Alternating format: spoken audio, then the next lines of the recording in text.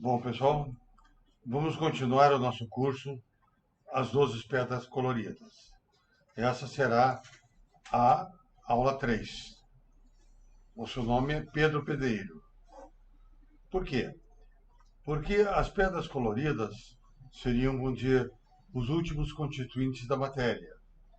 Os últimos constituintes já não seriam quarks e leptons, mas a proposta é estudar pedras coloridas. A questão é que essas pedras elas estão numa região confinada. Os quarks já estão confinados, vamos dizer, a 10 a menos 19 do metro, e as pedras mais confinadas. Então, não existe nenhuma perspectiva experimental sobre essas pedras coloridas. A única perspectiva que tem é chamada a razão pura. A natureza ela é baseada em significado. E como nós, em aulas anteriores, mostramos, você não pode parar a física em quarks e leptons, porque existe provavelmente uma simetria entre eles e blá blá blá blá. A questão é o seguinte: a física não depende da experiência, a física depende dos significados que ela propõe ou que ela encontra. O universo para o homem é um significado. Dessa maneira, o significado das pedras coloridas começa com a presença do confinamento. O confinamento é um fenômeno que acontece que não permite os últimos constituintes serem observáveis. Com isto, as pedras coloridas elas têm que ser interpretadas a partir da noção de confinamento. Então, a nossa interpretação é que não é o confinamento para ser interpretado, mas o significado da cor como os últimos constituintes, como uma grandeza física. Assim como a massa, como a carga elétrica, a natureza propõe a cor como uma nova grandeza física confinada. Esse confinamento tem sido bastante estudado no meio da física, na minha opinião, sem nenhuma resposta conclusiva, apenas tecnicalidades. Dessa maneira, nós, em aulas anteriores, introduzimos as imagens das carmelitas e do Dr. Freud para elementos de estudar o confinamento. O que é importante a pessoa nessa estrada de entender as pedras coloridas, entender o significado da cor como uma entidade física, é que isso, a busca pelos últimos constituintes, a gente retrataria desde os gregos a Revolução de Novembro de 1974, quando você passou de átomos para partículas e para quarks. Então, a Revolução de 74, ela trouxe os quarks como partículas existentes, embora confinadas. A partir da Revolução de 74, foram se descobrindo novas, além de, na época, ter se descoberto 6 famílias de quarks, quer dizer, 6 sabores de quarks. Essa perspectiva continuou por descobrindo-se tetaquarks, pentaquarks e assim por diante. Então, a existência de quarks é, vamos chamar o seguinte, inerradiável. Não se pode negar que os quarks existem. A questão é que não consegue se responder o que são os quarks. Essa é uma pergunta para pós-novembro de 74. Então, as duas grandes questões que nós temos que enfrentar é a razão do confinamento dos quarks e por que, como entender a cor como uma entidade física, certo? Então, o que nós temos que entender é o seguinte, que a energia, a natureza, o universo, é feito por energia. E essa energia pode estar confinada ou não. Nós estamos aqui para entender o fluxo de energia da cor. quer dizer, uma energia confinada, não observável, não mensurável. Então, a cor, o confinamento e as pedras coloridas, eles se juntam para discutir uma nova física, que eu chamaria uma física além de 1974, mas dentro daquele escopo de ser uma física abaixo da Lua. O que nós tentamos discutir em aulas passadas? Que a questão era como interpretar o confinamento. E a nossa interpretação era que o confinamento dividia a natureza em duas regiões. Uma chamada numenônica, não observável, e outra fenomenológica, observável. E esse fluxo de energia da cor, ele deve ser entendido de tal maneira dele propiciar o significado da região numenônica, fazer a passagem do númeno para o fenômeno e propiciar a região fenomenológica. A pergunta é que teoria, que tipo de mandamentos teriam para a cor para que esses três acontecimentos se sucedessem. Dessa maneira, nós temos que, primeiramente, entender o significado da construção de uma teoria. Nos dias atuais de física, uma teoria deve estar associada a uma simetria. Essa é, vamos dizer, a síntese da física atual. A física atual não vai discutir onda-partícula, coisas desse tipo. Ela quer saber primeiro qual é a simetria. Certo? Então, se você está dobrando à esquerda, à direita, é consequência da simetria que você adotou. Bom, mas para se chegar a essa simetria, eis a questão. Você precisa entender as qualidades físicas de uma teoria. E nós salientamos que uma teoria começa pela sua universalidade, pelo seu paradigma e por sua dialética. A partir de então, desse acervo teórico, você gera equações e experimentos. Muito que você tem hoje, se tornou muito comum hoje em física, achar que uma teoria começa pela sua beleza. Então você diz, bom, eu tenho uma simetria SO5 da grande unificação, ali eu coloco quarks e leptons e há uma beleza do grupo de simetria e daí se obtém equações e experimentos. O que nós dissemos, não. Primeiro vamos ver que tipo de universalidade, que tipo de paradigma, que tipo de dialética o seu acervo teórico está colocando.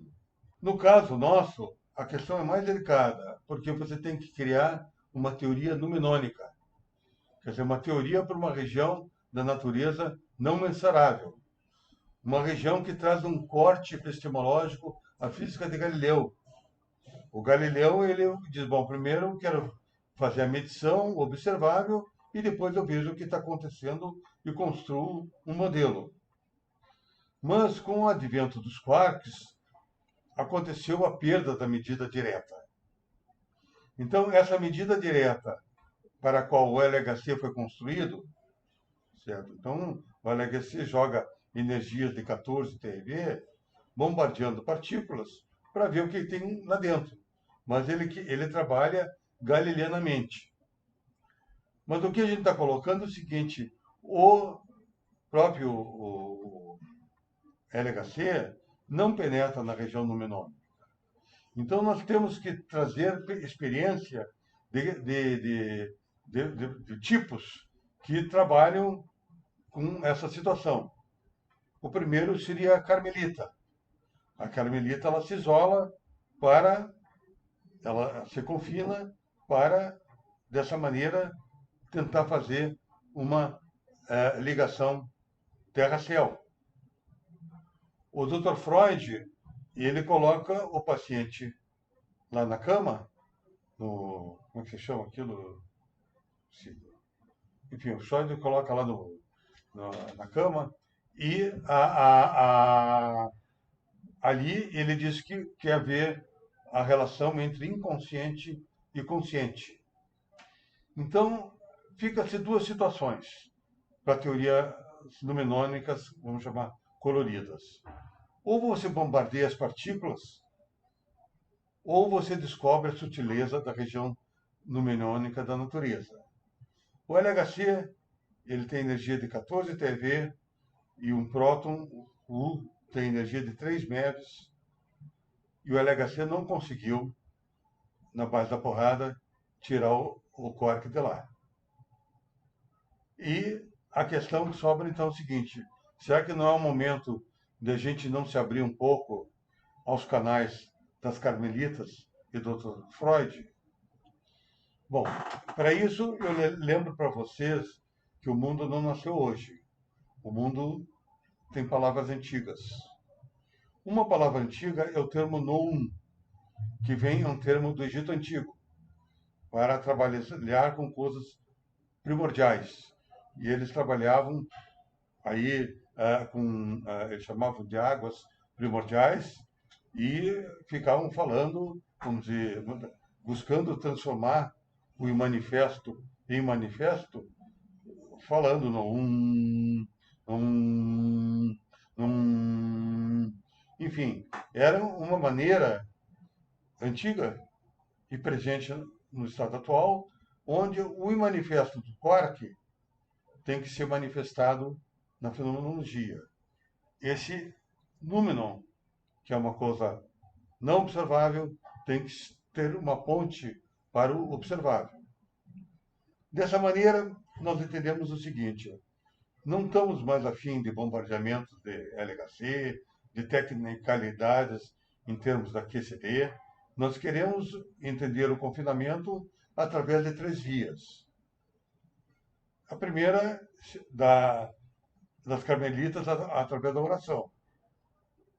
A segunda, do Dr. Freud, através do inconsciente. Mas elas não são vias para teorias físicas, obviamente. A física da cor, eu quero dizer o seguinte, que é a nossa proposta, ela traz uma questão, que é entender a natureza por seu logos. Então, diferentemente de Galileu, não é o experimento, mas é o logos que vem como o primeiro princípio. Esse é um corte epistemológico, a qual nós devemos explorar e, possivelmente, nos atolar. Mas vamos começar limpinhos. Limpinhos quer dizer o seguinte: houve uma perda da experimentação galileana. Ponto final. Então, você vai ter que ter uma ideação para a física da cor. A física da cor vai ter que ter um logos, certo? Ela vai ter que ter uma palavra de manifestação, essa palavra que vai criar outra palavra, que são das equações, e que vai criar outra palavra, que é a indução experimental. Então, nunca você vai ter uma coisa de ficar tocando no parque como você acaricia cachorro. Entende? Você vai ter que ter uma construção de logos. Isso que nós queremos enfatizar. E essa construção de logos tem que ser feita através de universalidades que você encontre, paradigmas e dialética. Nesse contexto, nós dizemos que a física da cor ela traz 2 universalidades. Primeiro, a universalidade da cor. Ela procura unificar quarks e leptons. Quer dizer, então, aqueles leptons que estão no modelo padrão sem cor, eles vão ser constituídos por pedras coloridas, e assim como os quarks também por pedras coloridas. Então, ambos quarks e leptons agora vão trazer a cor como uma grandeza física universal. Ela existe em todo lugar, não existe só em quarks. Então, essa é a primeira universalidade que nós postulamos. A segunda é que, vamos dizer, a natureza em si, ela possui 2 universalidades, que é Fermos e Bóson. Seja aqui ou em Marte, que agora tem naves espaciais lá, o que eles vão encontrar em Marte? Fermos e Bóson. Então, não interessa para onde você for, você vai encontrar Fermos e Bósons. Essa é a universalidade da natureza. São dois quadros gerais. Nós vamos dizer, já que isso acontece na natureza fenomenológica, vamos postular isso também para a natureza numenônica. Então, o mundo da cor também ser constituído por fermions e bósons. Dessa maneira, aquelas pedras coloridas, quando nós temos que seriam as partículas elementares da cor, então seriam constituídas apenas por cor e spin, agora nós começamos a enquadrar elas, a trazer para elas duas naturezas, bosônicas e fermiônicas. Então, os nossos últimos constituintes da matéria, em nossa ideação, seriam feitos por pedras coloridas, bosônicas e fermiônicas. Nós estamos respeitando, nesse caso, as universalidades. Agora, nós vamos ver o seguinte, a nossa ideação, quais são os paradigmas que ela se coloca. Daí nós já dissemos em aulas anteriores que o confinamento é uma coisa que não é para ser provada, mas para ser postulada, para ser entendida. É um dogma para ser revelado através de paradigmas. E nós colocamos que tem dois paradigmas. Um, a complementaridade entre número e fenômeno, e outro, o princípio da totalidade. O primeiro vem pela a perda da medição. A perda da medição faz que o fenômeno seja relacionado com algo além que a gente identifica como número. E o confinamento também traz a perda da visão reducionista. Como nós viemos, a gente vem dividindo a matéria, mas tem uma hora que tem uma barreira. Então, essa barreira, o que significa? O fim da era reducionista. Não teve uma época que caiu Constantinopla, em 1453? A queda de Constantinopla obrigou o descobrimento do Brasil. Bom, então o que eu quero dizer é o seguinte, a queda de Constantinopla obrigou você, em vez de olhar para o leste, olhar para o oeste. A queda da barreira, a queda não, a instalação da barreira do confinamento trouxe a queda do reducionismo e, por consequência, olhar para o outro lado e ver a natureza a partir do princípio da totalidade. Então, esses dois paradigmas, nós estamos dizendo que são os dois paradigmas do confinamento. Então, nós temos já na nossa ideação duas universalidades e dois paradigmas. E daí nós temos que dizer o seguinte, e experimentalmente? O quark não existe, claro, o quark foi visto experimentalmente. A Revolução de 1974 é uma revolução experimental, notável. E ela trouxe o quark com três cores indiretamente. Então, você trabalha também com o experimento de uma maneira de indução. A indução é como se fosse uma palavra experimental. Então, para você ter quarks com três cores, e você sabe que as suas pedras coloridas são formadas por férmions e bósons, você vai ter que juntar eles para construir os quarks. Os quarks vão ser compostos por pedras coloridas, fermiônicas e bosônicas, como nós veremos a seguir. Mas para isso acontecer e reproduzir os quarks com três cores, você precisa da simetria das três cores. Então, você começa a dizer o seguinte, eu descobri a simetria da minha física da cor. Simplesmente através de universalidades e de paradigmas. E da indução experimental. Então, eu sei, a minha física da cor já tem uma simetria. Bravo! Isso é ótimo. Agora, vamos ver se você não está errado. Normalmente a gente está errado, você sabe. Mas nós somos aqui peregrinos, não estamos dizendo nós estamos certos ou errados. O fundamental é caminhar. Caminhar caminhando. E assim vamos em frente. Daí vem a questão, então, como fazer essa manifestação dual, fermion-bóson, das três cores. Então, como manifestar essa energia da cor em pedras coloridas. Daí vem a questão outra da ideação da física da cor, que é a dialética. A dialética é uma coisa antiga.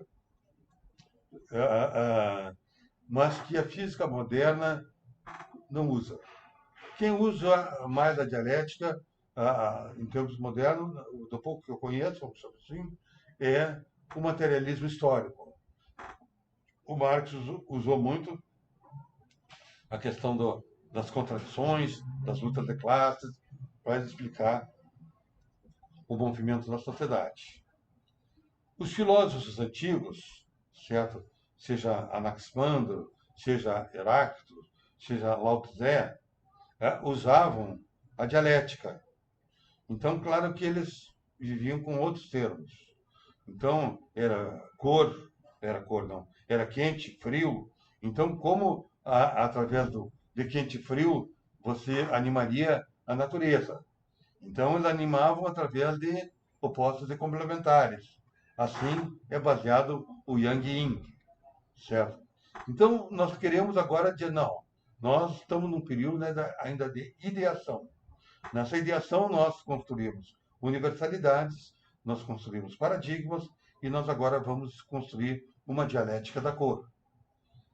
Bom, então o que a gente vai entender? Nós temos que os fermos e bósons, a nível fenomenológico, eles possuem estatísticas opostas e complementares.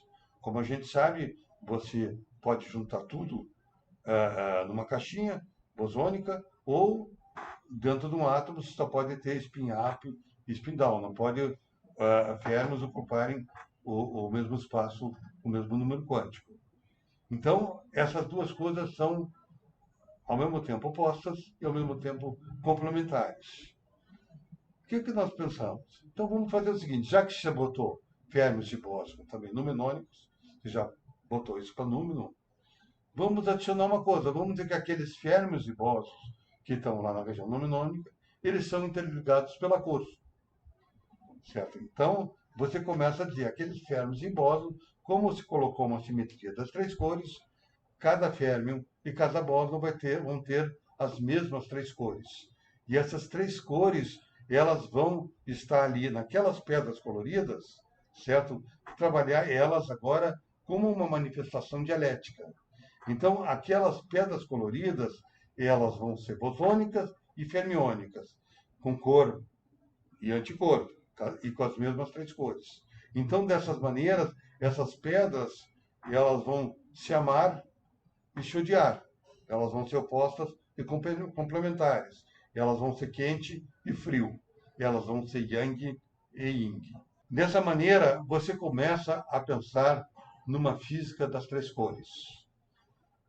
Você cria uma física das pedras coloridas a partir da simetria da cor. Então, a tua ideação começa a tomar forma. Você tem já universalidade, você tem paradigma e você tem dialética. Então, com isso, você começa a entender o número como um instrumento do Logos. Então, você está ali simplesmente, vamos dizer, com ideações. Você não está medindo nada, você não está fazendo evolução espaço-temporal nenhuma, até agora. Você está apenas com o estado latente da simetria das três cores em cima de pedras coloridas com essas três ideações. Agora que você vai começar a ver o que acontece. O que é importante, vamos dizer, primeiro, vamos dizer, você entender a importância da dialética. Então, a dialética, vamos dizer, é a primeira ação da cor. Então, aquela cor, ela está como opostos e complementos em cima de pedras coloridas, certo? E você começa a ter uma certa consistência filosófica, que significa, você começa a trazer uma concepção que não é nova, é uma concepção que já estava no passado, que era um passado, vamos dizer, que não tinha equação de movimento e não tinha o significado de medição galileano, mas tinha um sentido de ação onde a dialética era a grande ânima. E você então consegue reescrever a dialética de Heráclito, a dialética de Parmênides, vamos chamar assim, que ele gostava também de falar da imanência, e você, enfim, Anaximandro, Lao Tse, aquele mundo do passado, tinha em presente uma, vamos dizer, animação do mundo dialética. Só que agora você diz, bom, essa animação do mundo é dialética a nível numinônico. O que está acontecendo? O que está acontecendo é o seguinte, você agora estaria como se você tivesse subido no pico do Everest. Você, com a simetria das três cores, você entra no ponto mais alto para a física ser vista. Você tem que dizer como, a partir de três cores, vamos dizer, eu crio uma cosmogonia para a natureza. Certo? A partir daqui, você fez uma jogada. Enquanto todo mundo está falando de teoria de unificação, superstring, etc., você diz, não, vou buscar qual é a entidade física mais fundamental, qual é a cor, como ela se manifesta através da simetria de gauge e da cor, né, e cria pedra colorida, e como é que eu crio uma teoria para essa pedra colorida que está numa região numinônica. Daí você diz, bom, para criar isso eu preciso da simetria das três cores. Pimba, daí você foi para o pico do Everest sem estar discutindo a quantum gravity ou coisa desse tipo.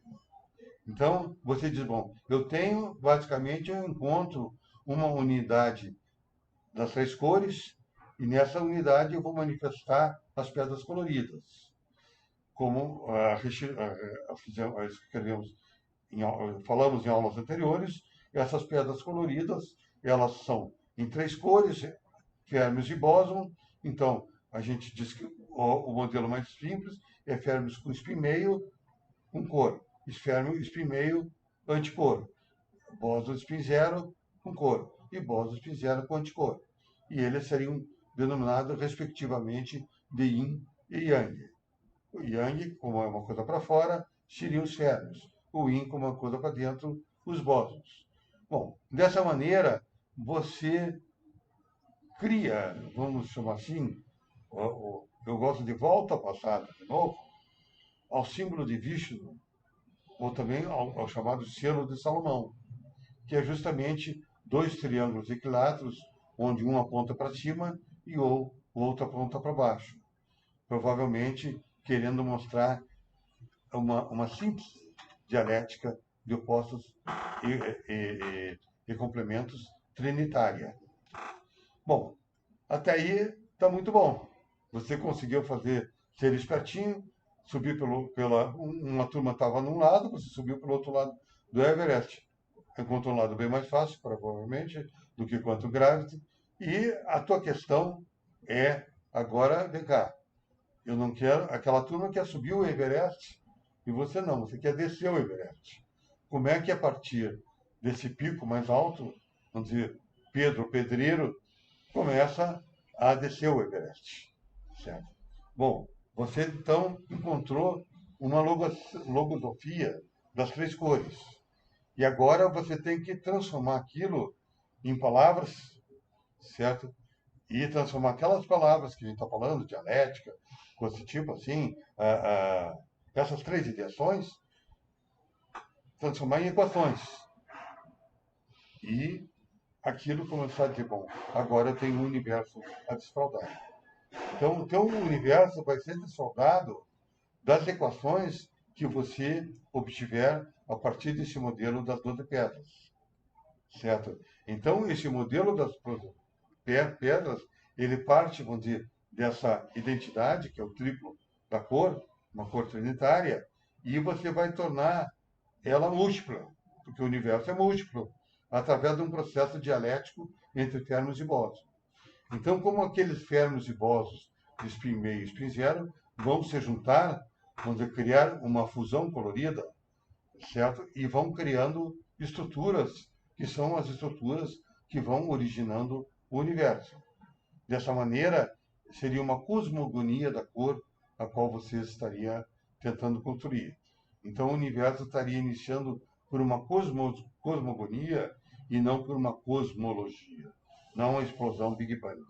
Mas é você começar a dizer, você está aqui no alto do Everest e eu quero ver você descer agora. Certo? Então, as pedras coloridas, o trabalho do Pedro Pedreiro, não é o trabalho mais das carmelitas, nem do Dr. Freud. Ele vai sentar o rabo e tentar, através de teoria de grupo e de teoria de Gage, criar equações. Sentar o rabo, tomar choque elétrico e começar uma física experimental, início induzida e depois também não induzida, além do modelo do quark e da QCD. Bom, então, o que acontece? Você agora tem que começar a fazer o trabalho do Pedro Pedreiro, a entender que tipo de representação você tem das três cores em teoria de grupo. Então, você compôs, através da sua ideação, uma manifestação dual Fermion-Boson. Ela manifesta três números quânticos, através da simetria das três cores. O spin, que vem do espaço-tempo, e das três cores você tem o Yang rodando em torno dessa simetria de pedras coloridas fermiônicas e o Yin das bosônicas. Com isso, em linguagem, vamos dizer, em matemática, você cria, de computação, um algoritmo 0,1, onde o 0 é o bóson e o 1 é o férmio. Então, esse 0,1 é a tua informação que você vai enviar. Então, é como você tivesse... Eu encontrei um algoritmo 0,1 através das 12 pedras coloridas e agora o universo, para mim, começa a ser um computador gigante. Eu vou mandando essas mensagens 0,1 e ele vai fazendo estruturas, como nós vamos ver a seguir. Então, vamos usar uma linguagem antiga, que é a linguagem de Lao Tse, e chamar essas pedras de Yang e de Yin. Então, a pedra Yang é o férmio, só que, vamos dizer, ele vai ter uma representação, em termos de grupo de simetria, triplete e antitriplete. O bóson também, um triplete e antitriplete. Só que um com número arábico e outro com número romano. Então, o que significa isso? Eles estão dividindo as mesmas três cores. Essa é a essência da teoria. O grande, vamos dizer, hint aí, teórico é você entender que a cor é uma entidade experimental. Então, se você quiser ir além de quarks e leptons, você tem que ir através de uma entidade experimental. Porque você não vai medir pré-elas, como o pessoal fala. Não tem nenhum sinal para isso. Isso é uma coisa dificílima. Mas você pode dizer, eu acredito que tem um significado, mas esse significado eu vou chegar a ele através da cor. Então, você diz o seguinte, eu vou fazer o seguinte, o meu grupo de simetria, que é o grupo de uma certa cor, das três cores, ele ser rodado, vamos chamar assim, tanto por férmions e bósons. Então, aquelas 12 pedras coloridas, elas estão sobre o mesmo grupo de simetria. Só que uma a gente chama de tripleto e antitripleto, vamos dizer, arábico, e outro romano. Então, você está reinterpretando o nosso saudoso e estimado Lao Tse com seu Yang Ying. Bom, então, o que acontece? Você tem ali aquela figura de Yang, Yin e tripletos. Então, como eu falei, tripleto e antitripleto, tripleto e antitripleto. O que eles têm em comum? Eles têm as mesmas três cores. Então, dessa maneira, você consegue ter uma maneira de ter uma física além do modelo de Quark, mas mantendo o sentido experimental da cor. Ela simplesmente baseada na cor. Guardem bem isso, porque essa é o pulo do gato da gente em relação aos outros modelos preônicos que existem na literatura. Nós não saímos para construir um modelo preônico de realidade experimental. Só que agora nós temos, então, 12 estados iniciais. Um com spin meio e com um número quântico da cor Y. E outro número spin zero com um número quântico de cor IN, no minúsculo, porque é o bosônico. Então, a gente apenas agora segue as normas da teoria de grupo. 3 vezes 3 é 3 mais 3, só que agora, vamos dizer, a parte romana também vai dar 3 mais 6, e assim por diante. ali é 3 vezes 3, tem um guerrinho, enfim, eu só quero dizer o seguinte, a questão do quark, que um quark é, é, 3 vezes 3, o composto do quark, ele cria, no caso, vamos dizer, bários, mesos, e assim por diante, você tem, ou outros quarks, você agora tem esse tipo de mais possibilidades, porque você está com campos rodando sobre uma mesma, diferentes campos bosônicos e fermiônicos rodando sobre uma mesma simetria da cor. Então você tem uma nova tipo de forma de compor pedras coloridas. Tá? O triplo da cor agora se mostra, se torna um múltiplo. Então esse triplo da cor, 3 vezes 3, ele vai construindo múltiplos através de um processo dialético. Dialética que está misturando fermo com bóson, etc., expresso pela teoria de grupo. Então, o Pedro Pedreiro, ele não está mais discutindo, vamos dizer, o que os sacerdotes lá disseram. Ele está pegando lá as 12 pedras, jogando em teoria de grupo e começando a construir entidades físicas.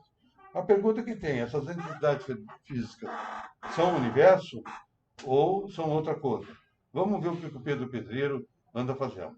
Então, o Pedro, ele começa primeiro a dizer, vou fazer 2 pedras, juntar 2 pedras, compor Yang Ying. Então, ele começa a ter um panorama de possibilidades. Então, se vocês verem aqui, esse panorama de possibilidades, ele tem composições Yin, composições Yang, composição Yang Ying. Então, nota ali, vamos pegar o A. Ele faz o triplete 3 é um triplete numenônico e bosônico. Multiplicado por 3 vai dar 3 mais 6. Então, ele tem um número Yin 2, um número Yang 0. E tem aquela constituição bosônica de tensores antissimétricos. Certo? E assim por diante, você, se for ver, ali quando ele tem 3 e 3 barra, ele tem 1. Então, o que é 1? É um singleto. Então, ele começa já a construir partículas fenomenológicas. Quando ele está com esses 3, diferente do 1, ele ainda está construindo partículas numenônicas.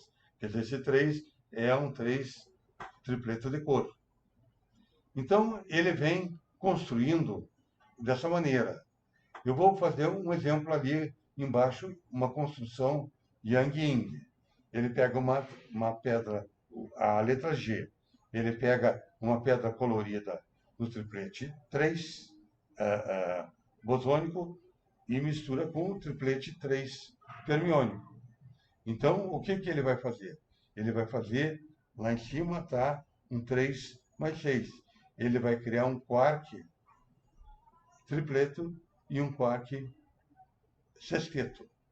Então, ele começa a reconstruir partícula, como é um spin zero com um spin meio, ali o spin, quando você lá, do lado direito, vai ser spin meio. E aquela ali é a composição tensorial. Então, ali ele reconstrói um quark com spin meio em 3 cores. Então, bravo. Ele consegue reconstituir o que o modelo Platão se propõe, que é um quark com 3 cores.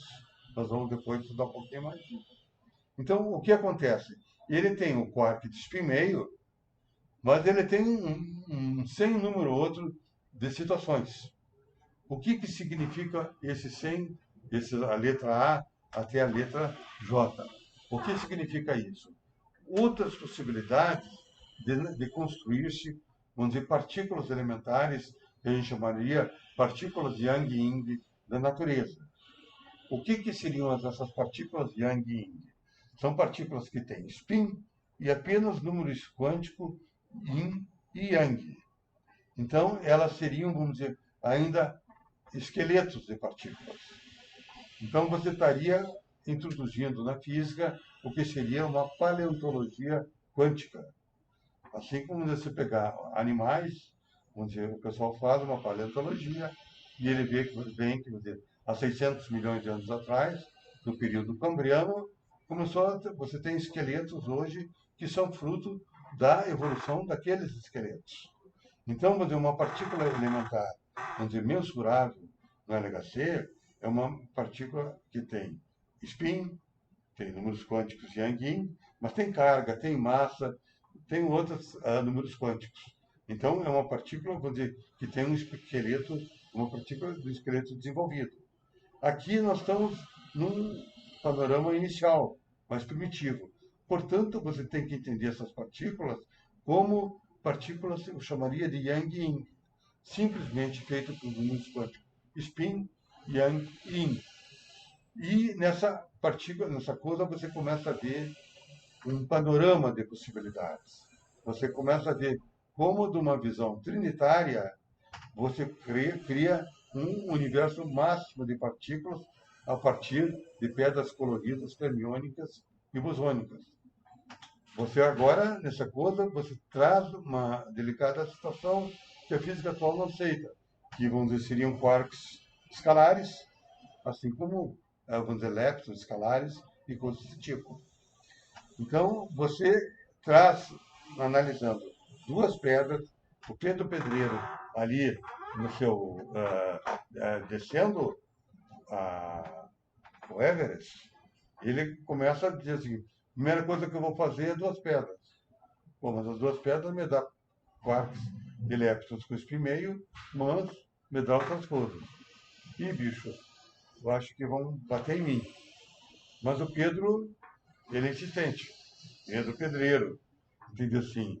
E o Pedro, então, vai olhar quando você tivesse três pedras. Se ele começar a misturar três pedras, as coisas, então, começam cada vez a aumentar mais. Então, ele começa, vamos dizer, com três pedras, ele fazer mais composições. Então, entendam bem o seguinte, os quarks, eles constroem mesons e bários. As pedras coloridas constroem quarks e leptons a partir de duas pedras. Isso é uma coisa interessante. A partir de duas pedras, você constrói leptons e quarks. Com três pedras, você já começa a construir mesons, bários e etc. Esse é já uma diferenciação que Pedro já começa a trazer e começar a pensar. Vamos em frente, então, o que a gente deve começar a entender?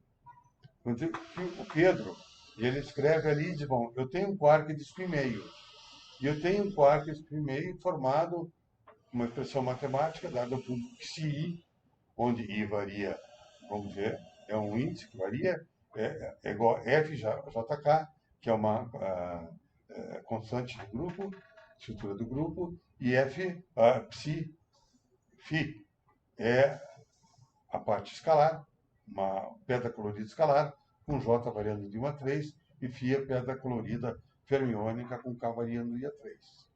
Bom, esse FJK, olhando a teoria do grupo, ele pode ser um EPSILON-JK em tripleto ou pode ser em sexteto.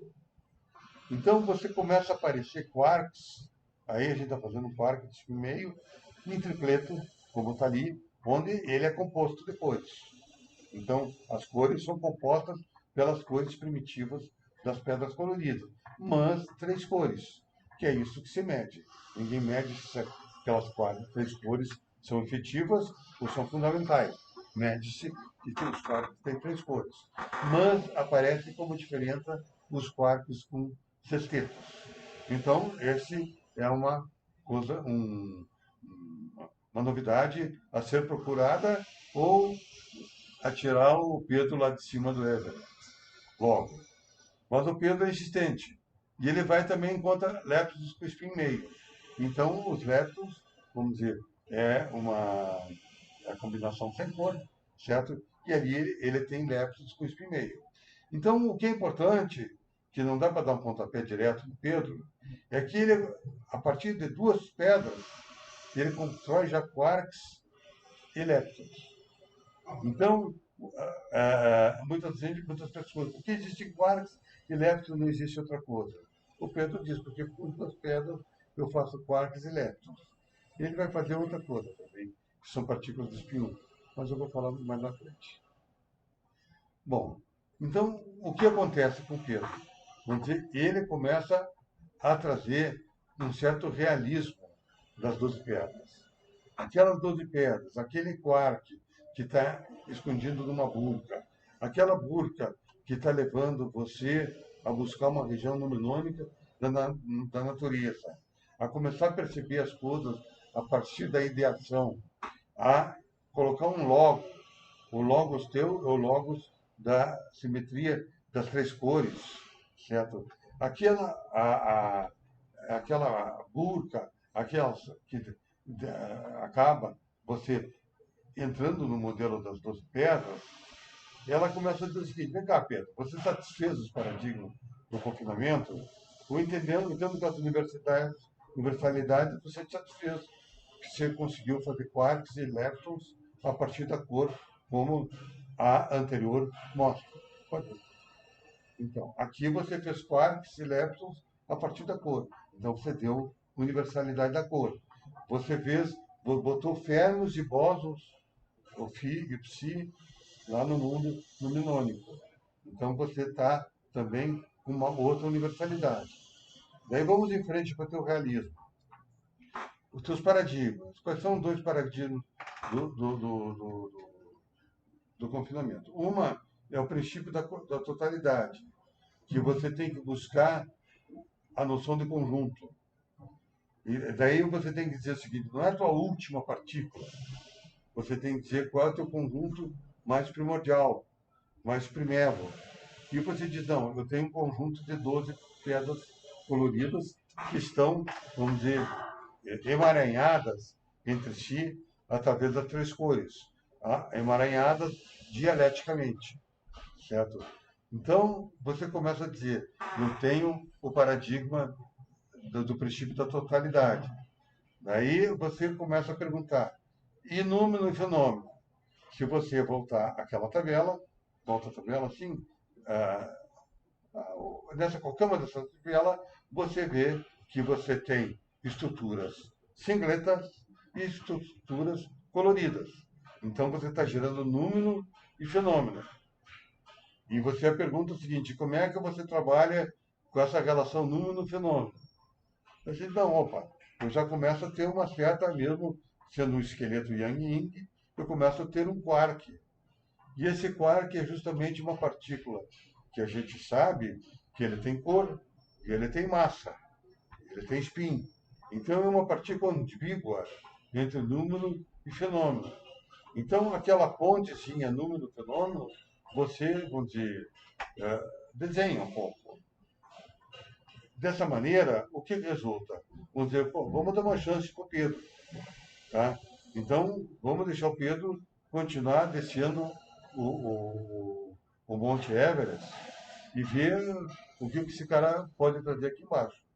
Então, o que a gente quer é que o Pedro venha dessas alturas que ele disse que atingiu, crie um universo, certo? Eu quero saber esse mundo fenomenológico que a gente vive, como ele vem do mundo das três cores, manifesto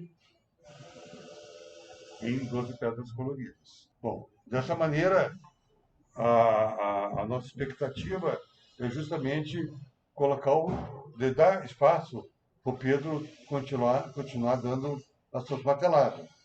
Ele gerar equações através da teoria de grupo, através da teoria de gauge e propostas experimentais. Através, vocês já viram a possibilidade de quarks escalares, de leptons escalares, vocês vão ver depois de gluons massivos. Enfim, deixa o Pedro trabalhar, gente. Vamos em frente, que ele vai escrever equações também com o campo elétrico, além da QCD. Muito obrigado, e assim chegamos agora de Carmelitas para Dr. Freud. Encontramos o personagem do Pedro Pedreiro, que somos nós.